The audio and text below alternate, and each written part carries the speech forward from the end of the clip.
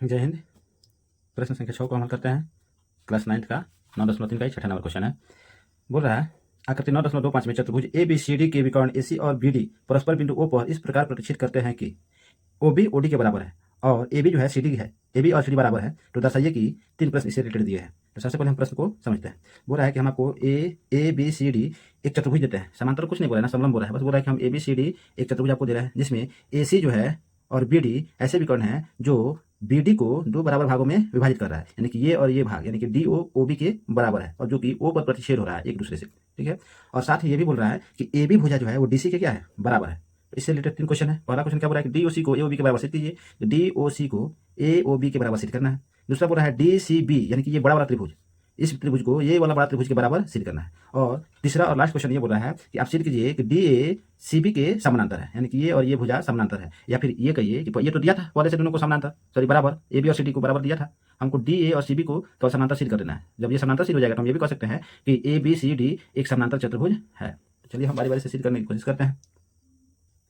सबसे पहले हम लिखते हैं दिया है। इस प्रश्न में जो चीज़ दिया जाता है उसे हम पहले नोट करते हैं। तो ए बी सी डी चतुर्भुज में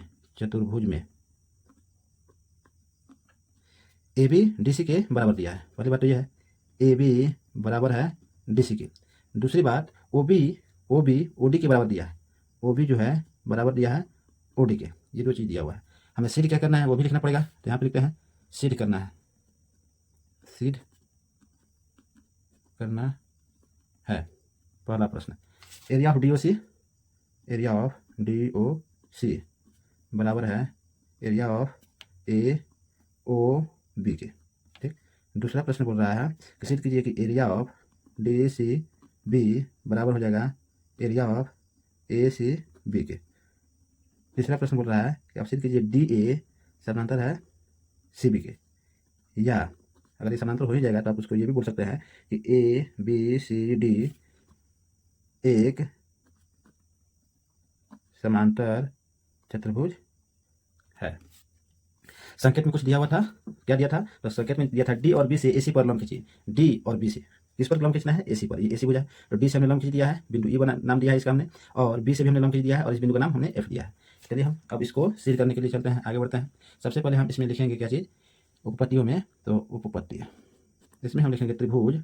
देखिए डी ओ ई और बी ओ एफ, इन दोनों त्रिभुज को हम सर्वांग सिद्ध करेंगे। त्रिभुज डी ओ ई तथा त्रिभुज बी ओ एफ में, इन दोनों में क्या क्या चीज़ दिख रहा है जैसे कि सर्वांग सम हो सकते हैं। तो क्या हम इसमें ये वाला कोण और ये वाला कोण बराबर लिख सकते हैं 90 डिग्री से, यानी कि ये 90 है तो ये भी 90 ही ना है। तो हम लिखेंगे कोण डी ई ओ बराबर होगा बी एफ ओ के। चलिए लिख लेते हैं कोण डी ई ओ बराबर हो जाएगा कोण बी एफ ओ के। ये कहाँ से? तो कहेंगे प्रत्येक 90 डिग्री से। ठीक है। फिर दूसरी बात, ये वाला कोण क्या ये वाला कोण के बराबर होगा? बिल्कुल होगा। शीर्षाभिमुख कोण से आप कह सकते हैं कि ये दोनों कोण क्या है? बराबर है। तो लिख देते हैं डी ओ ई और बी ओ एफ आपस में बराबर है। कोण डी ओ ई बराबर है कोण बी ओ एफ के। कहाँ से? तो कहेंगे शीर्षाभिमुख कोण से, शीर्षाभिमुख कोण से। ठीक है। फिर आ जाइए, क्या ये वाला भुजा के बराबर है? बिल्कुल है, ये तो दिया ही है कि ओ डी जो है ओ बी के बराबर है। देखिए यहाँ पे दिया है ओ बी ओ डी के बराबर है। तो लिखेंगे यहाँ पे ओ डी बराबर है ओ बी के। ये देखिए ये हमारा एक एंगल है, ये भी एंगल है, ये साइड है। तो एंगल साइड से क्या ये दोनों त्रिभुज जो है सर्वांग समसिद्ध हो गया? चलिए लिख लेते हैं त्रिभुज डी ओ ई सर्वांग सम हो जाएगा त्रिभुज बी ओ एफ के। रीजन क्या है इसका?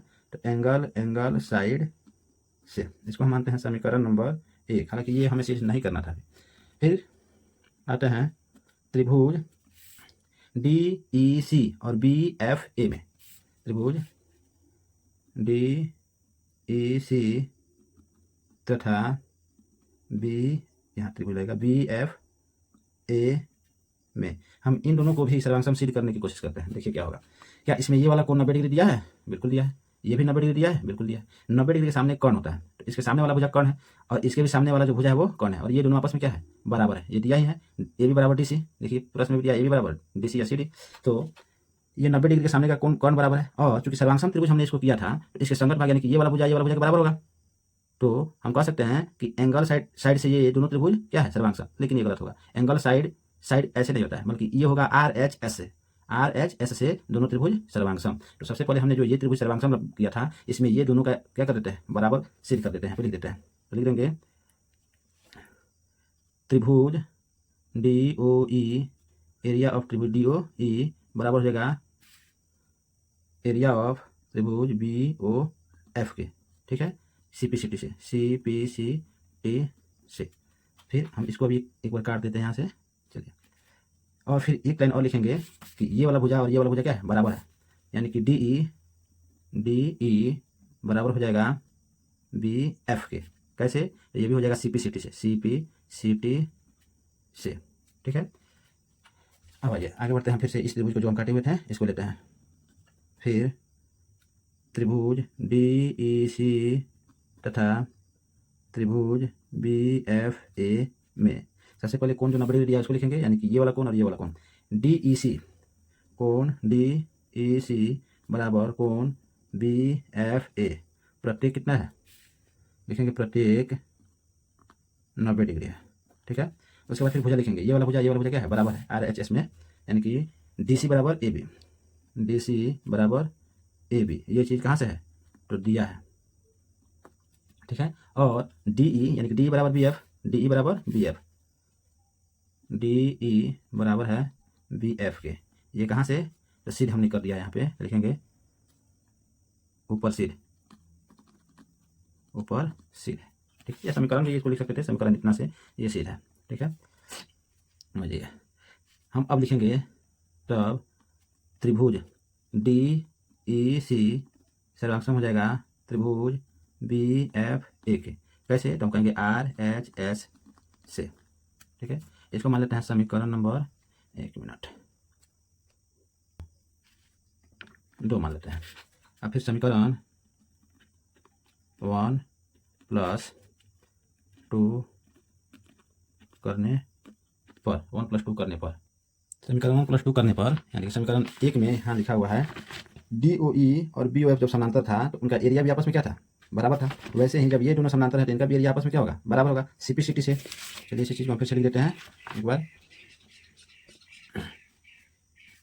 यहाँ लिख देते हैं एरिया ऑफ DEC बराबर हो जाएगा एरिया ऑफ BFA के।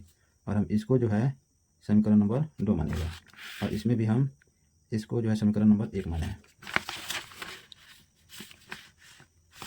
अब इन दोनों को जोड़ते हैं, तो जोड़ने के बाद आएगा क्या, उसका LHS इसके LHS के साथ जुड़ेगा, यानी DOA, area of DOA plus इसके एरिया ऑफ DEC के साथ जुड़ेगा, एरिया ऑफ DEC के साथ जुड़ गया। फिर अगला है इसका RHS में BOF, area of BOF plus इसका RHS में है BFA, एरिया ऑफ BFA, ठीक है। अब इन दोनों बार देखिए क्या आता है, आकृति कौन सा समझते हैं। बोला DOA नहीं जी, DOE होगा, DOE, यहाँ पे DOE होगा। DOE में DEC को जोड़ना है, DEC को जोड़ना है। जब ये वाला एरिया एक साथ जुटेगा तो ये पूरा बड़ा वाला एरिया हो जाएगा, यानी कि लिखेंगे DOC, एरिया ऑफ DOC बराबर हो जाएगा BOF प्लस BFA, ये और ये दोनों बड़ा वाला एरिया हो जाएगा, यानी कि ये वाला एरिया हो जाएगा BOA के, ठीक है, या AOB के बराबर, एरिया ऑफ AOB के बराबर। और पहला प्रश्न हमको यहीं सिद्ध करना था, DOC और AOB को बराबर सिद्ध कर देना था, तो हमने सिद्ध कर दिया है यहाँ पे, ठीक है। चलिए अगला प्रश्न को अब हम हल करते हैं इसी में का। ये पहला हमको प्रूफ हो गया, इसको समीकरण नंबर हम लेते हैं 3। अब समीकरण 3 में ये वाला जो एरिया दिख रहा है BOC, इसको जोड़ देते हैं, एरिया ऑफ BOC जोड़ने पर, BOC को जोड़ने पर क्या होता है, तो हम देखते हैं कि क्या होता है। BOC को जब जोड़ेंगे तो आ जाएगा ये वाला एरिया के साथ ये, तो आ जाएगा BCD आ जाएगा, या DCB, ये वाला त्रिभुज पूरा बड़ा वाला आ जाएगा। तो जोड़ देते हैं एरिया ऑफ DOC प्लस क्या जोड़ना है इसमें, तो BOC को, एरिया ऑफ BOC को, ठीक है। फिर बराबर area of AOB plus BOC, area of BOC, जब जोड़ेंगे तो हो जाएगा ये वाला के संगे ये वाला, तो D C B, area of D C B के बराबर हो जाएगा। और ये त्रिभुज बड़ा वाला त्रिभुज के साथ ये जोड़ेंगे तो हमारा ए बी सी हो जाएगा। तो लिखेंगे या A C B, area of A C B. ये हमको दूसरा प्रश्न में हमको हल करना था, जो कि हल हो चुका है। चलिए आगे बढ़ते हैं। तीसरा प्रश्न हल करने के लिए हमें लिखेंगे जब area of D C B तथा area of A C B आपस में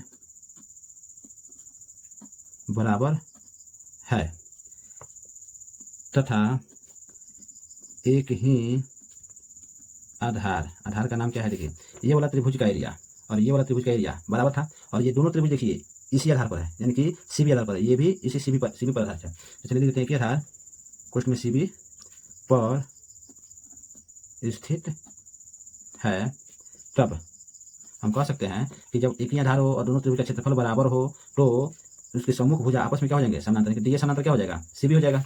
तब डी ए समानांतर सीबी हो जाएगा। अब हम कहेंगे कि डी ए समानांतर सीबी यहाँ पे हो ही गया, और दिया भी था कि इसमें ए बी डी सी के बराबर है, ए बी डी सी के बराबर है, ये दिया भी था। तो लिखेंगे तथा ए बी बराबर है डी सी के, तब हम कह सकते हैं कि ए बी सी डी एक समांतर चतुर्भुज है।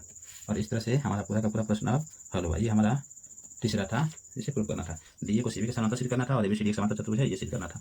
चलिए अब आते हैं नेक्स्ट क्वेश्चन पे।